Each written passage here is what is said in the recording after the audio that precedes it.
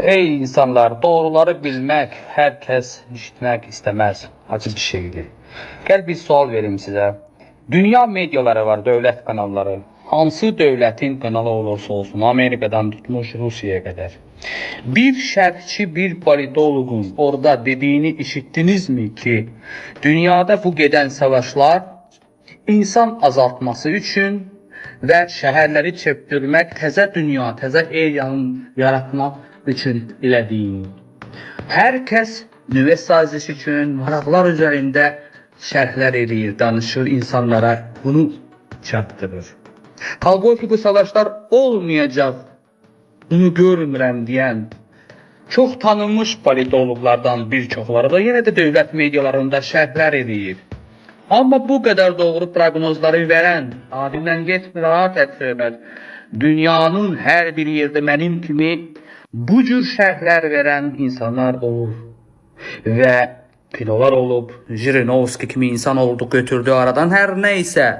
Bir adam gördü mü ki desin, hansızsa bir dövlət kanalında bir şərh eləyən, qısa konkret, bu insan azaltması üçün düşünülmüş savaşlardır deyən. Var mı bu? Var mı elə bir dövlət kanallarından birində söhbət Azərbaycan getmir, bütün dünyanın bir yerində? Varsa, göstərin biz də bilək. Niyə bunu demirlər, yoxsa deyənləri qoymurlar mı? Qalanda özünüz düşünün. Əgər doğru mu deyirəm, səhv mi deyirəm, dünyada gedən proses həqiqətən mən deyən kimi deyilsə, deyirəm ki, deyil.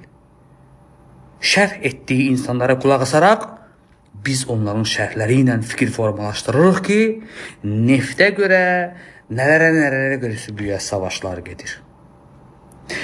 Bütün dünyada gedən proseslər, Amerikada 5 dənə prezidenti tanıyıram dəyişilib, hamı eyni qərarlar getdikcə şişirdərək ölümlərə getirdilər. Əgər bunu bugünə qədər ziyalılar, şərhçilər görmürsə, vay sizin politolog ağıllarınıza ki, ya da ki, onu deyənlər qoymursa, vay sizin, bizim hamımızın ağıllı kəslərin, sivillerin canına, hayına. Mənim kimi insanlar lağ eləməklə öz ölümlərimizi yaxınlaşdırdığımızı heç vaxt biz bunu unutmamalıyıq. İspaniya qalxıb bütün ayağa deyir ki, dur.